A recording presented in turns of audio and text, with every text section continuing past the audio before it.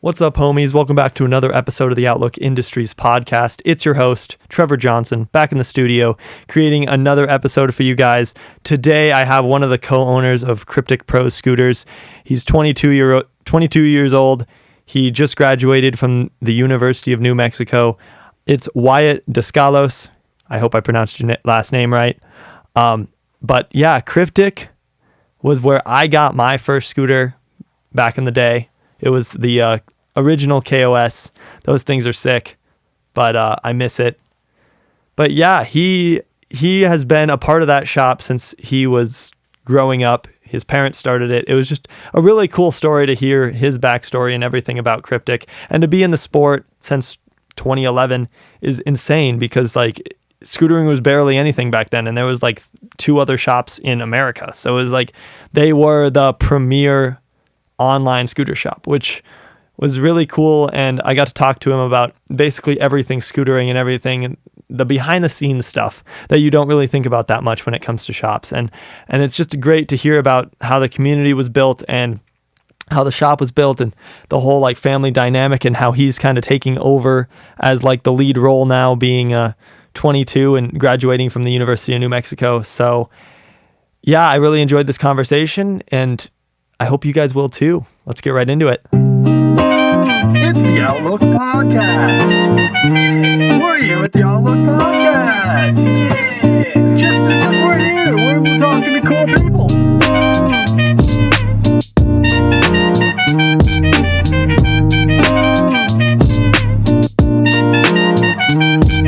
Hey guys, welcome back to the Outlook Industries Podcast. I'm here with Wyatt today. Wyatt, how's it going? Really good. Yeah, I'm excited to do this. Thanks for reaching out, and yeah, I'm stoked to be on your show. Yeah, thank you for taking some time out to do this. It's kind of a time commitment, so I just want to thank you for that utmost. And before we get into anything else, let's kind of talk about who you are. How old are you? Where do you live? Where did you grow up? Just kind of the basic like introductory kind of stuff. Yeah, definitely. So I'm 22 years old. I'm one of the co-owners, I guess, of Kryptic Pro Scooters. I'm from Albuquerque, New Mexico. So just, not that big of a city, just kind of in the middle of the U.S. It's been definitely kind of a crazy journey with the pro scooter industry and stuff like that I've been on the last like 10 years or so. I started in the industry really young with my family opening this shop. So I don't know if you wanted to get into kind of some background stuff, but yeah, that's kind of like just the little elevator pitch of like my background. But yeah, awesome. I do want to get into that, but let's start with kind of how you ended up getting into, I don't know, I was looking through your Instagram. You're obviously very outdoorsy. You like motorsports and stuff like that. How did you get into like the scooter industry? Yeah, definitely. So, I mean, I started really young. I started like actually riding like pro scooters like at 8 years old. And back then, this is like 2007, 2008. So scootering looked nothing like scootering did today. So I don't even know if anyone who's listening to this even like, rode that long ago or remember what the scene was like. But it was pretty much like, bolted razors. And there was just the beginning of scooter companies getting started. And the way I actually got into the sport was through motocross, actually. I grew up racing motocross, and that was just like a kind of little side thing that a lot of the kids who raced did. They, go to the skate park with like razor scooters and go whip them around and that kind of stuff. And that's literally how I got into it. And I was super young. And it just kind of went from there. But my love for the sport definitely started really young. That's crazy to be part of the industry that early is especially in Albuquerque, which is kind of like not what you'd think is the beginning of scootering in that era. So I think that's pretty crazy. Also, how did you get into motocross and where did that come from? So like personally, I started riding and racing when I was really young. It was just something that like, my family was always into like motorcycles and stuff like that. And I had some friends who raced and that kind of stuff. So we started going to races and, it just kind of, took off. I definitely liked it a lot. But, definitely once scootering, entered my life, that was definitely like the bulk of my focus at that point. Definitely, especially after we started the shop, because it was definitely, game on at that point. Yeah. How did you guys end up starting the shop? Was it kind of your idea? Was it your parents' idea? How did like you go about starting it, and where did you just have like a little shop or a little brick and mortar, or just online, or like how did you go about starting it all? Yeah, exactly. So, like, to kind of take you back to the early days of scootering in 2011 is when we started. There was, like I said, the scooter industry was nothing like it was today. There was just like maybe a handful of companies, and they were just kind of getting started. Obviously, there was a few more established ones, but for the most part, as far as most of our companies that we carry today, they're like just barely getting started. And there just really wasn't that much of a market for like pro scooter stuff online specifically. And I come from a family of like very like entrepreneurial people, and they're business owners.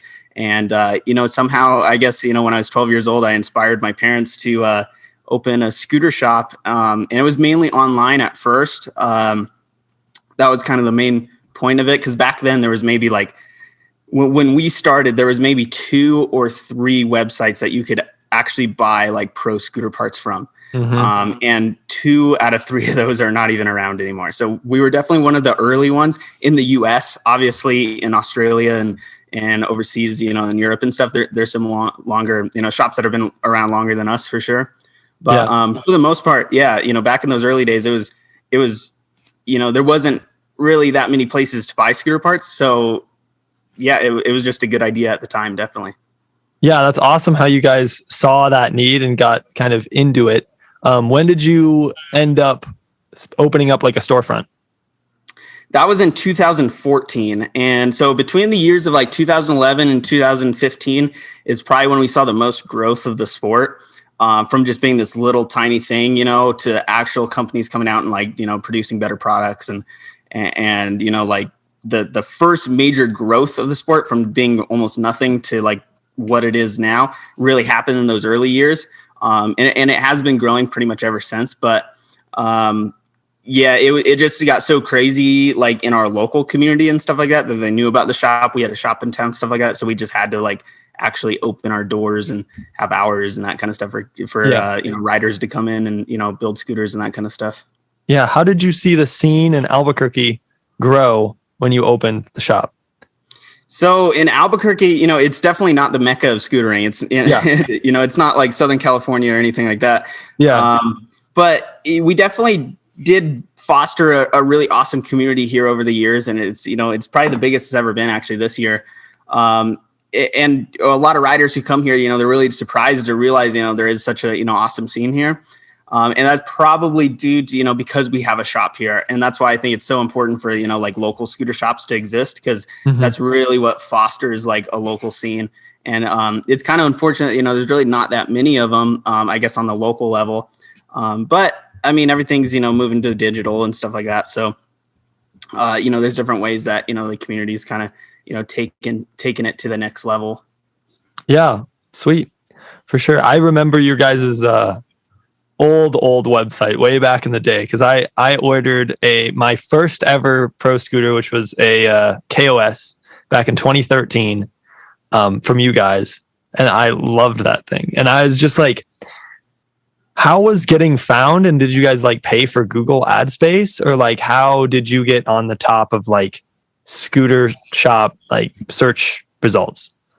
Yeah, so that was definitely there's not like a single answer to it, definitely, but yeah, for the most part, it's just being in the right place at the right time.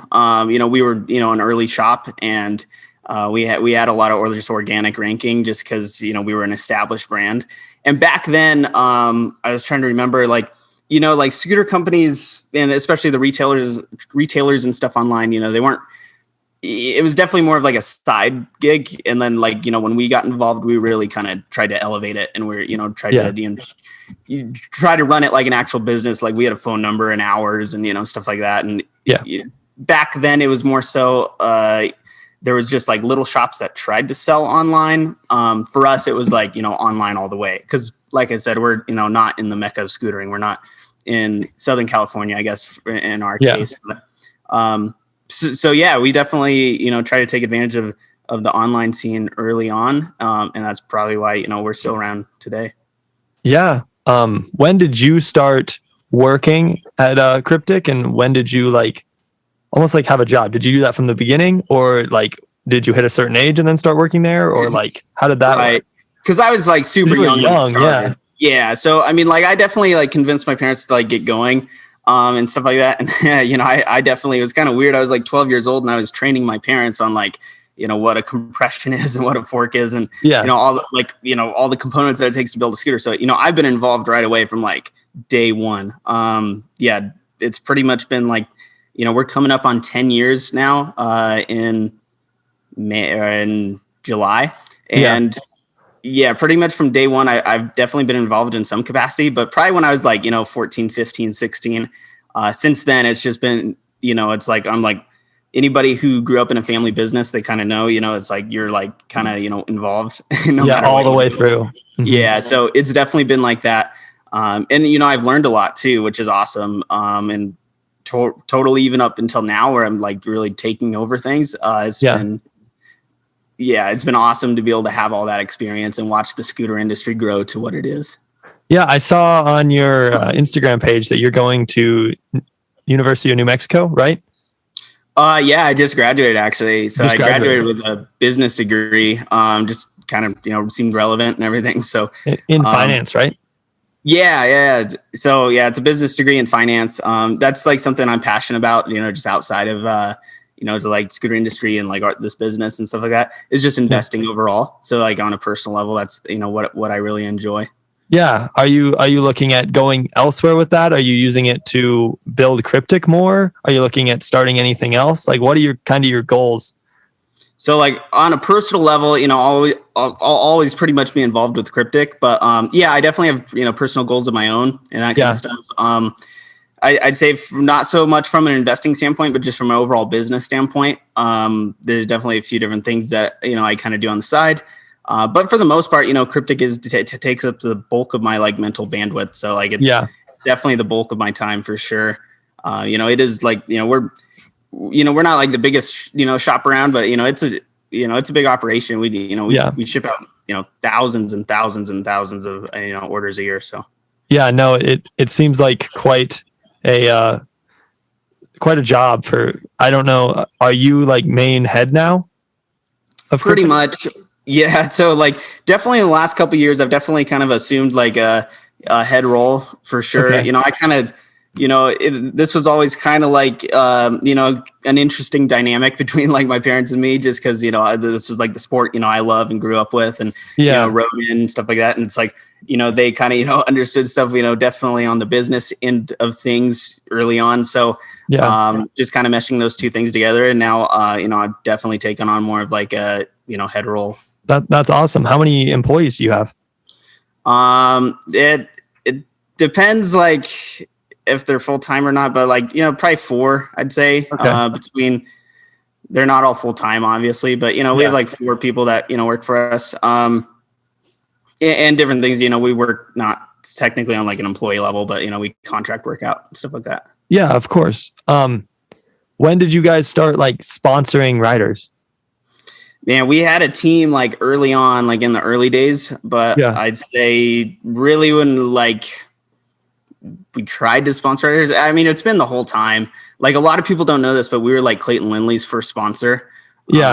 Same with like Jordan Bowe, who isn't like a scooter rider now, but you know, definitely, you know, big name. He was a big name, yeah, for sure. So like all these different riders, you know, we were super friendly with like the Funk Brothers and different people early on, who we tried to help out.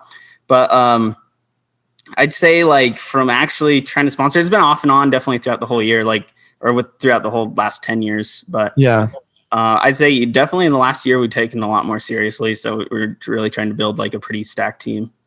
What is the biggest thing that you've learned from being like, from either owning Kryptic or working at Kryptic or growing up kind of at that entrepreneurial mindset? What was like the best thing and like what you've learned? Probably just to like, if you have an idea, to go with it. You know, there's really nothing, you know, I was like only 12 years old when, you know, we started this thing. And it, you know, without like that, you know, trust and commitment, definitely, you know, early on that this is going to be, you know, like a viable sport and, you know, be able to, you know, build a business and stuff like that.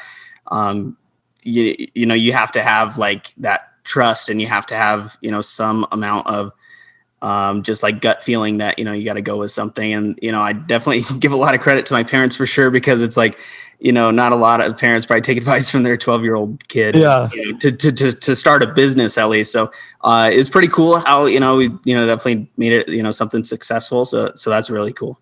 Yeah, that's awesome. What else? Let's kind of change directions. What if you're not dealing with Kryptic or you're not scootering? What do you find yourself doing, and what do you like to do with your free time? Yeah, that's tough, man. I work super hard on all my like side projects and stuff like that. So like I said, I have like other little business endeavors and things I try to do to, just like expand my personal, toolbox of, knowledge. So I'm pretty much always working on something. But I'm super fascinated with like digital media type of stuff. So like, whether that be, like photography, videography, and just overall like digital marketing type of stuff is, what I tend to do a lot with my free time. And I still ride motorcycles too. So I don't race as much anymore, but as far as the motocross thing goes, I'm usually, on a dirt bike on the weekends. Yeah. Awesome. What kind of camera do you use, and what do you use to film with, and what are your like favorite shots to take, and kind of like the whole cinematography thing? I shoot on Sony cameras. So as far as like my latest camera is a Sony A7S III. That's more of like a video centric camera, but I've shot on Sony cameras pretty much the entire time. I had like an A7R II before that. And that's pretty much it as far as like between the balance video and photo and stuff like that. I mean, I do both. Anything like action sports related, I definitely enjoy. Scootering, I do a lot of like marketing stuff for, different businesses and stuff like that. So. Yeah. Sweet. Why Sony? Man, that's tough. Once you kind of like pick a brand, you're kind of married to it because you have all the lenses and stuff. Yes. But I've bounced around, a couple times. So, I shot on Nikon in the beginning, but Sony, man, they were like killing it like 3 years ago when they came out with like all the new mirrorless stuff. So like I definitely hopped on board, but it seems like everyone else is catching up. Like, I don't follow it too close, but those new Canons look pretty sweet. Yeah, I've been shooting on a Canon 90D, so I've been really enjoying that. It's works great. More kind of centric, but more video related. So for sure. Working on it that way. What do you use to edit? Final Cut Pro for video stuff, and then of course the Adobe stuff for photos. So Lightroom, Photoshop. Yeah, sweet. Cool. Were you ever pro for scootering? No. So a lot of people ask me that, but it would seem like I would be just, growing up in a scooter, inside the business and stuff like that. But, I was really never like a pro rider. I definitely, I can do all the, fundamentals, I can butter up and, stuff like that. I was like, once it got to like, I don't know, once I kind of got old enough where I was like, really trying to get good and stuff like that, like I probably wasn't on a level that I should have been where, it was like appropriate for me to be pro or anything like that. And, I did get burnt out there, a couple of years just because, it's like, you live this like 24/7 is like, scootering. So it's like kind of hard. And then I was like super focused on, like motocross, at one point. So definitely the scootering was like, not totally at the top of my priorities. But I mean, like, I've ridden, ever since. I still ride today. So, but not pro by any means. Yeah, of course. That's the best way to do it. I think it almost puts too much stress on you, on some people to ride pro. Just like it's a lot to ask for a lot of people, and it kind of takes the fun out of it for a lot of people. Yeah, totally. But like, what is pro? You know what I mean? So like, there's a lot of riders now that like, no kidding. So like, they're not, the best rider. Like, how do you categorize it? How do you describe it? Well, whether they're YouTubers or, if they're competing at the highest level, it's like, like you can't really define pro, at this point. I don't. Well, I think the definition of pro, as far as like other action sports is concerned, is it's not really about like how good you are. It's more about if you can live off of riding. Yeah. I guess that's, as being a professional, that's definitely the right description for sure. So, but I mean, like, there's definitely riders out there, that like, I definitely won't name any names, but they're not the best riders by any means. and they're pros. So, but they're still super good in their own right, and they still do stuff, and they do make a living off of the industry and the sport. And it's like, okay, are they pros or are they not? It's like, so I'd say, yeah, being pro isn't necessarily just competing at the highest level. Yeah, which is interesting because that used to just be the definition, because that's where you'd make your money and your sponsors, because there wasn't social media. So that whole new dynamic has been interesting for action sports, seeing it as, we've grown up. What was I going to ask? What have you seen through scootering that has really grown the sport? Like what specific events can you think of? Probably the biggest single event that's grown the sport is probably the Nitro World Games. That was probably the first actual major media event around scootering. Yeah. And I'm super involved. And what I'm really passionate about is just the overall industry and elevating the sport of scootering, because, this is way bigger than our shop and way bigger than, what any one single, person's probably doing today, but just overall getting mass media attention is definitely something our sport's totally struggled with.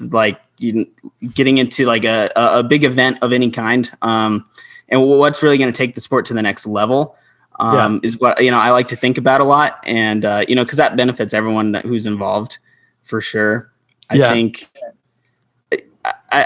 there's a couple things that, probably should happen in our sport at this point. But yeah, just kind of interesting to see how it's going to play out. What things do you think should happen? So I think we need some sort of mass media event, around the scooter industry, to get her out of our bubble a little bit. Because definitely one of the things that's elevated it even beyond what I said last was the Nitro World Games was just YouTube in general. I mean, the sport would not be anywhere without, kind of a few key people on YouTube who built it.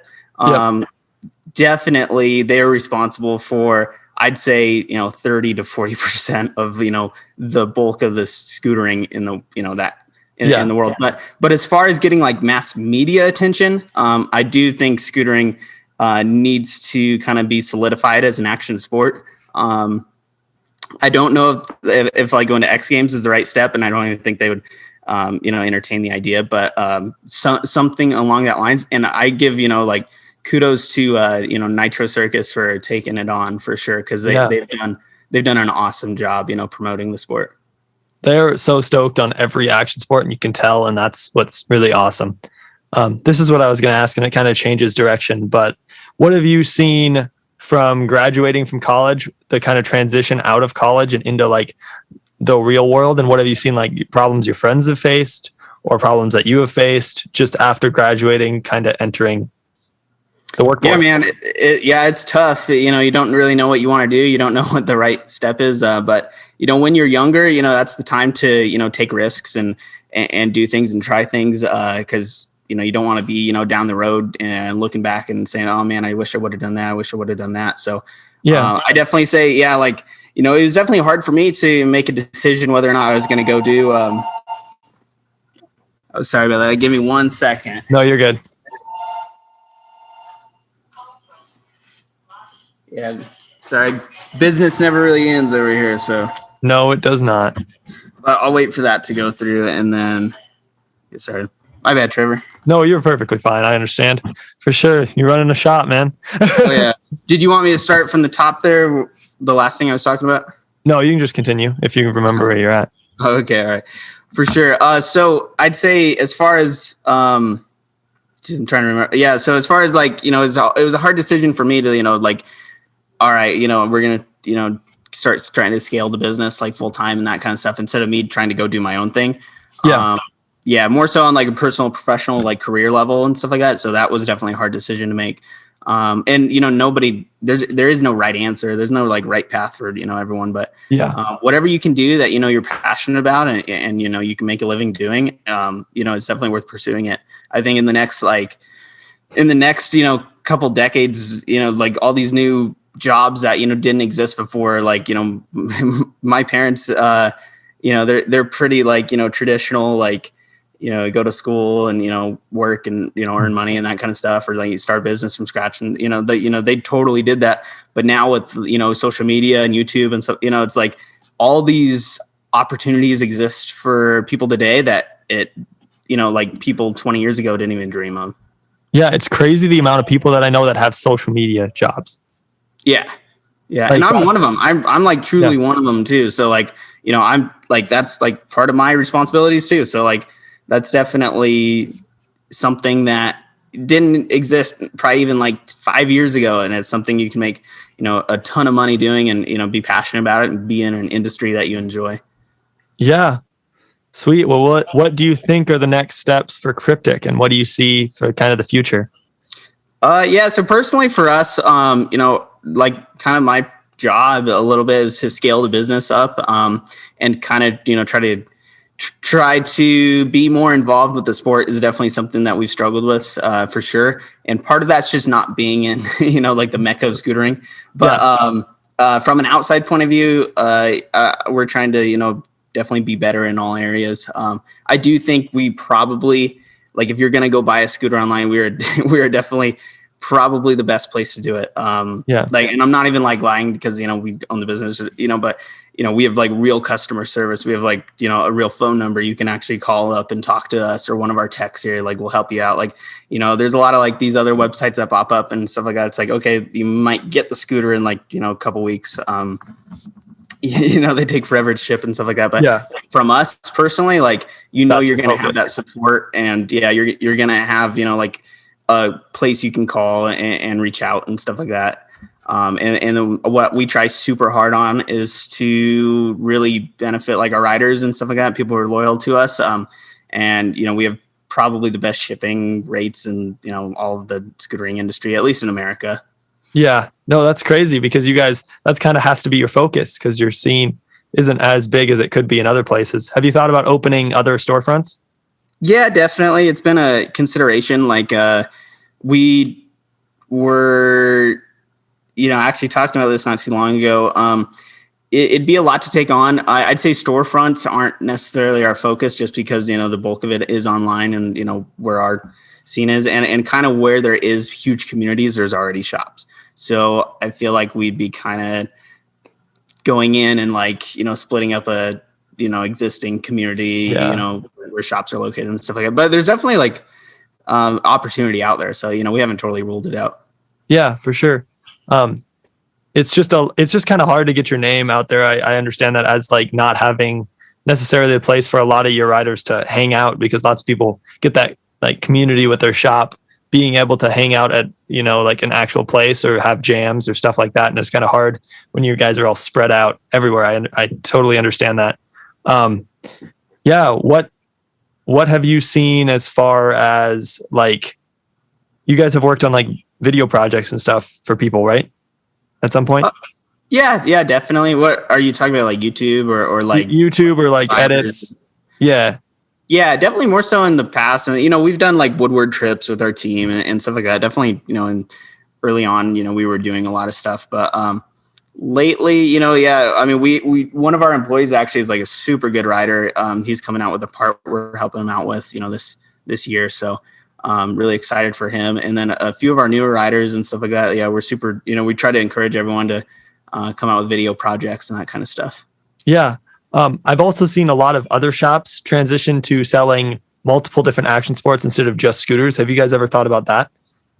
Yeah, it's definitely a consideration and not something we totally, rule out. But yeah, man, I'm so like devoted to scootering and stuff like that. It's hard to, get out of like the niche of scootering. But I think it would have to be, bigger than Kryptic. But yeah, it's definitely something that, we've considered. And there's a lot of like sports that are kind of like synonymous with scootering now. So like fingerboarding and that kind of stuff that we've seen like, take hold. But, we haven't really gotten into that scene very much. But yeah, definitely we're always like looking for opportunity and that kind of stuff. So down the road, I like can't give you a for sure answer on that, but it's definitely something we're looking at.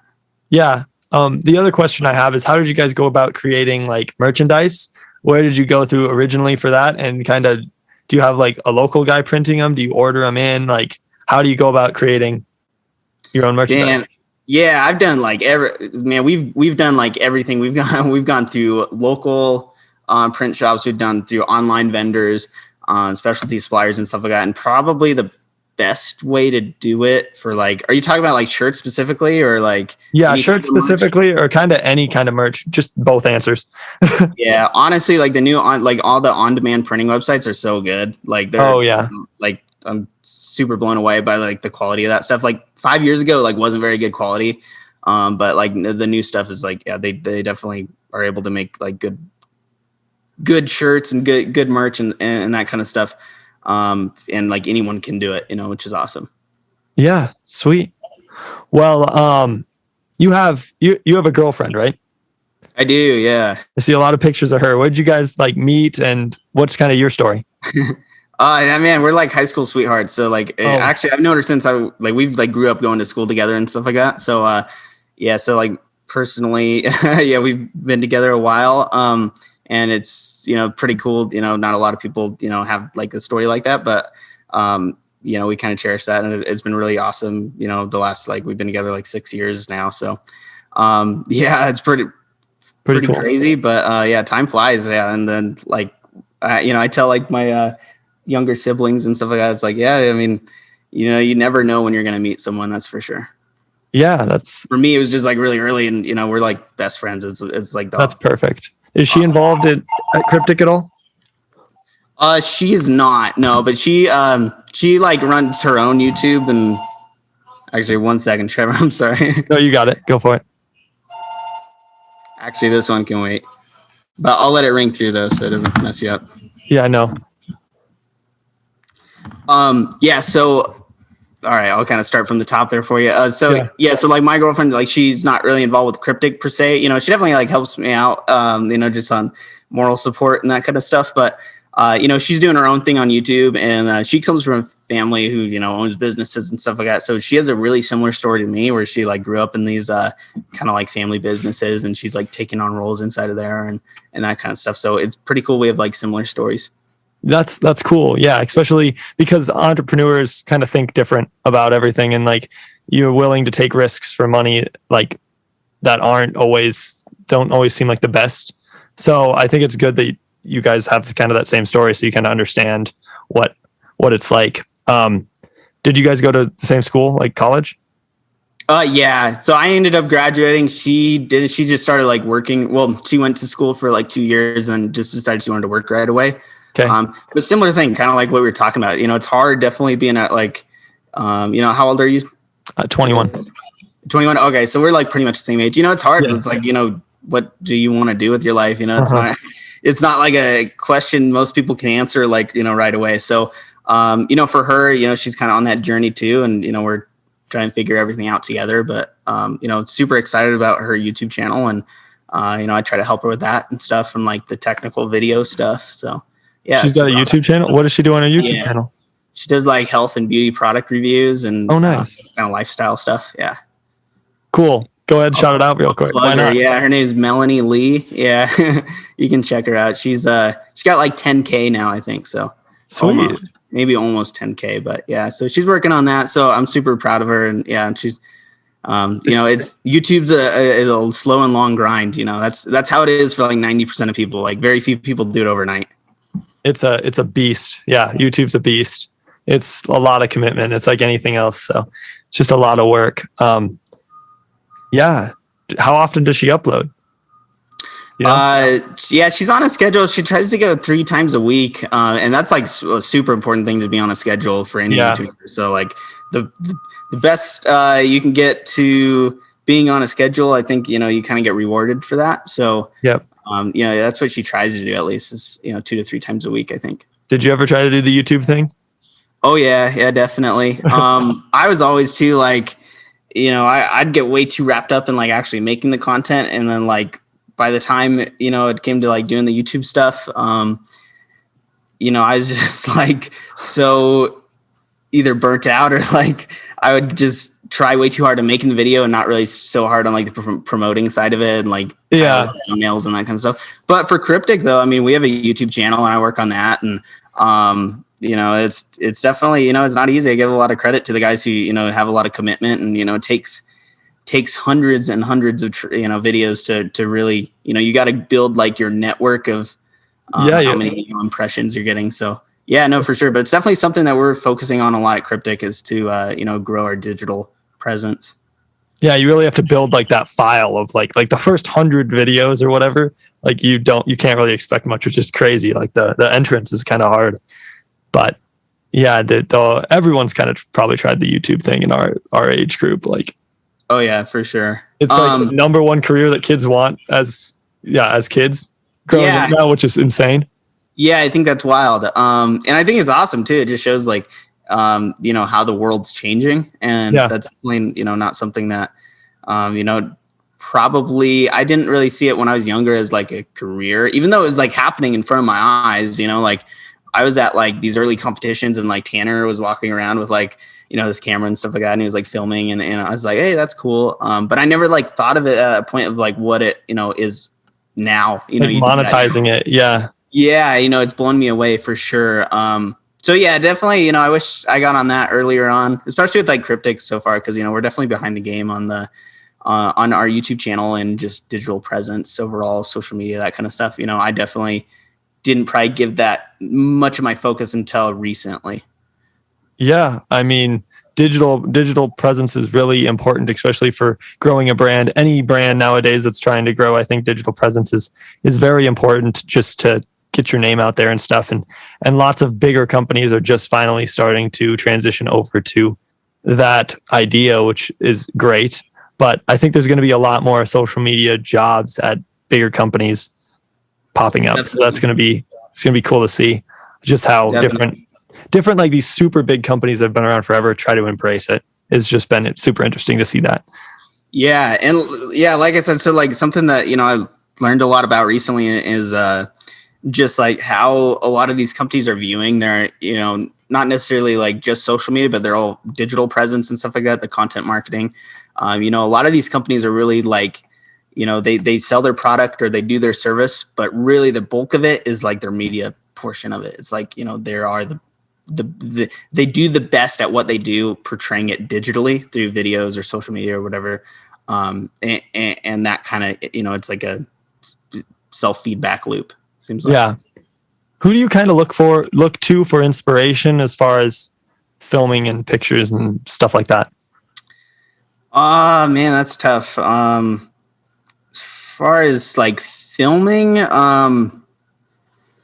I don't probably know any like names off the top of my head. I mean, I follow a whole bunch of super talented people who, do all the digital media type of stuff. But there's probably not like one specific person. I'd say just overall like inspiration, stuff like that. It's probably like, Elon Musk and all these awesome, super successful, business people, from fundamentally, they're businessmen, right away. So I try to, take just the overall, business school approach to, trying to like scale, like how do you take like a little business into a big business? I've kind of watched that happen over the last year, but obviously like Scootering is only so big, and that's why I think it's so crucial and important to elevate the sport to like a new level. So I was kind of speaking to that earlier, and I think one of the things that needs to happen is like we need to bring in outside sponsors for some of these top level pros, and it's happened a little bit with Nitro Circus, but like, why is there no energy drink sponsors in Scootering? Yeah, and it's like maybe there is and I think that would push the sport to the next level. That would solidify Scootering as an action sport, just like that much more to get it like over that little hurdle of okay. Then it's like just like the bigger it is, you have all these like network externalities, and the more people start riding, and like the whole thing, more companies, more this, more that. Well, it'd be cool to see like Vans went from skateboards and then they started like their BMX line of shoes. They could totally do the same thing with scooters. It's that kind of thing. Those are kind of we need a mainstream brand that's loosely related to scootering or is related to something else, but is mainstream, to build the sport. Because it's kind of like, I feel like there's a lifestyle thing that needs to happen where like Thrasher started getting worn by like all these celebrities, right? So we need like a scooter brand that kind of pushes into that mainstream. I think that would help a lot. Totally. Yeah, definitely. I think what's super cool is like what Undialed is doing with, Puma, I think that's Right. awesome. Yeah, I think that's more of, I don't know necessarily that's like specifically a scooter related thing, more of like an influencer type of deal. But I mean, that's a step in the right direction, right? It's like bringing in outside attention into our sport. And that's really what's going to, you know, kind of push it to the next level. Because a lot of these pros or like, you know, pros like we were talking about are, you know, they're at this point where it's like, okay, they're making a living off of, you know, the industry somehow. Whether that's through like, you know, digital media or YouTube or sponsors or whatever it is. But like to really get it to that next level, you know, you got to get outside attention and just grow the, you know, like the scootering industry is only so big right now. It's like what's going to take it to, you know, push it to the next level. Yeah. Awesome. Yeah, I totally agree with that. Also, I have a couple more questions for you before we end. Where do you see yourself in 10 years? Man, yeah, I wish I knew like the exact answer to that. But you know, I'd be super happy if I could grow Kryptic to like a, you know, definitely somewhat bigger than it is now. Whether that's kind of what we talked about, you know, growing into different, you know, like overall action sports or just you know, doing something more so on the media end of things. But you know, if I could look back at the like the next 10 years and did something positive for the overall industry, that would be, you know, really, really awesome for me. Yeah. Do you think you'll be in Albuquerque? Man, that stuff. I mean, I do like it here for sure. But I think I'll be traveling around a lot for sure. Where's your favorite place you've traveled? Speaking of that. Oh, definitely Hawaii. Yeah. That's like, yeah, I would move there if I could run an online business out of there, that'd be awesome. But can't really if you have to ship things. So yeah. Hawaii is beautiful. Oh yeah. Yeah. Okay. So my last question for you is, what is your meaning of life and why? Man, probably more so to like, you know, follow your passion and definitely do something that, you know, you kind of wake up every day and you're like, wow, this is cool. You know, I get to do this. Like, don't just take like, you know, the play it safe route. I'd say like my overall meaning of life is, you know, to take risks and like follow your passion. And you know, that's, nobody gets anywhere by, you know, not trying anything. You just have to try things and, you know, attempt at things. Yeah. I think that's really important. The whole, that's probably not the best answer, but no, the whole, like you miss every shot that you don't take kind of thing. Exactly. Yeah. Is a great mindset to have in life. Yeah. For sure. And like we were just talking about, you know, like YouTube specifically and, you know, Kryptic and, you know, Kryptic, you know, we had great timing, you know, we were in the beginning and stuff like that. You know, if you could spot trends early on, definitely like jump on an opportunity. And then also like, you know, the best time to plant a tree was like 20 years ago, but the best next time is right now. So it's like, if you want to do YouTube or if you want to do something, it's like, don't wait, you know, it's like now is like the time to jump on an opportunity. Well, the thing that I talked to Roman de la Pena the other day, and he is one of those kids that's like many people that don't start YouTube. They're like, oh, I don't have a camera. Oh, I don't have editing software. Like I can't do it. He started his whole YouTube channel for the first like 150 videos on his iPhone with iMovie. So like if you have any problem like starting YouTube, just like use your phone. Like your phone's a great tool. Everyone has one, and the video quality, you can't really even tell a difference. Totally. So, yeah, no. Yeah, no, it's incredible for sure. Like I'm blown away by like what he's been able to do. And like, you know, there's a lot of people who like just film on their iPhones and it's unbelievable. Like, actually like I know of a YouTuber with well over 1 million subscribers who started on their phone, like would film these review type videos on their iPhone.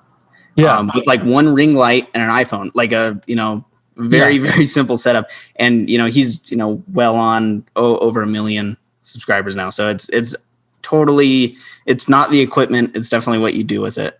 Exactly. It's definitely, and what I've learned about cinematography is it's mostly lighting. Like your camera can only do so much. If your lighting's bad, it's still going to look bad. So you could have the best camera in the world, but if your lighting is messed up, then ring light is definitely a good start. Speaking of cinematography and stuff like that, that's another thing that, you know, I think about this stuff all day long, but something that would just like propel the sport of scootering. It's like, why don't we have any type of, like mainstream, like not even like a documentary, but like any type of media on like a big platform like Netflix or something like that. Like, I see like there's like documentaries on cup stacking and stuff like that, which is probably arguably a smaller industry. Or, so like these different like little niche things. It's like, we should totally have, and that's something that, I've definitely thought about a lot in doing, is like, trying to try to get more attention for the overall sport by, doing something like that on like a filmmaking point of view. I've always wanted to do a documentary like of that level, like an actual like cinematography, like professional level documentary would be super awesome. And I'm moving in with Sam, and he's a film student, so hopefully we can get some sort of something done. That would be awesome. Man. Yeah. So let me know. Yeah, I mean, like I know, like I was saying, like scootering's not that big. If there's someone out there listening to this who like wants to get sponsored or wants to, be a rider, wants to be involved in the industry or something, you can know almost everyone in the sport. Like it's such a great time, it's like, it's not too big where it's like, you can't like reach out and like meet these people. So, if you, want to pursue the documentary type of thing, then definitely reach out and, we can, that's the craziest thing I've learned about doing these podcasts is just how accessible everybody is. Like I've had only like positive responses basically to asking people to be on these podcasts. Like obviously everyone's busy as summer's starting, but it's been super refreshing just to see how accepting everybody is in the industry. And if you guys just reach out to your favorite riders or whatever, they're probably going to respond. Like most of them are really nice. So yeah, totally. And we're all in it together, at least in the scootering, industry. It's like we're all trying to, elevate each other. So, I mean, I saw you had like Cody Flom on and stuff like that. I mean, that's awesome. That was like, so cool that, like reaching out to, because he's like one of the big names in the sport now. And so it's like, but like I was saying, like a rising tide floats all boats. So exactly the move. Yeah. Yeah. It was crazy that Cody was able to come on. Like I had like a mutual friend that had some connection to him. So we got it figured out, but still blows my mind that actually happened. So especially so soon. I didn't even have like anything posted when I had Cody on. So that was a super cool experience. Thank you, Wyatt, for coming on. Yeah, you got it, man. Yeah, I really appreciate it. And I'm like stoked with everything you're doing in the show. So like, I think it's so cool having a, like I know you do like a lot of action sports industries and stuff like that, but like, just being involved with the scooter industry and having a podcast is really awesome. So my idea is kind of to bring in more eyes from different action sports into scootering and just scootering eyes onto other action sports. I think we're all kind of in the same boat together. But my heart is always going to be in scootering because that's where I've grown up. So that's kind of my focus at the moment. It's just been quite a journey already, and I'm working at getting to those 20 episodes. So yeah, that's awesome. I heard from what was Logan Paul or somebody that most podcasts don't make it to 7 episodes. So I made sure to get 7 episodes done before I posted a single episode. Oh, that's awesome. So I just wanted to kind of make sure that I was willing to do it. It's just been super cool. So where can we follow you? Oh man. So like me personally, like my @ is just my name @ Wyatt Deskalos, but Kryptic, man. Yeah, you can follow the Kryptic page. So that's @ Kryptic Pro Scooters on Instagram. That'd be awesome. Yeah, guys, go ahead and get your stuff from Kryptic if you're in the area or not. Like obviously like Wyatt or somebody else at Kryptic will pack your package. So definitely super personal. But if you guys are listening on YouTube, please like and subscribe. That would mean the world to me. And if you're listening on Apple, please go down and give me 5 stars. That would also help this podcast grow a lot. And we're just trying to get more eyes on scootering. And I want you guys to be able to hear from your favorite companies and your favorite riders and have a closer connection with everybody. So that's kind of the idea behind this podcast. And I hope you guys are enjoying the episodes. I hope you have a great morning, day, night, whatever time it is where you're at. And I'll see you guys in the next one.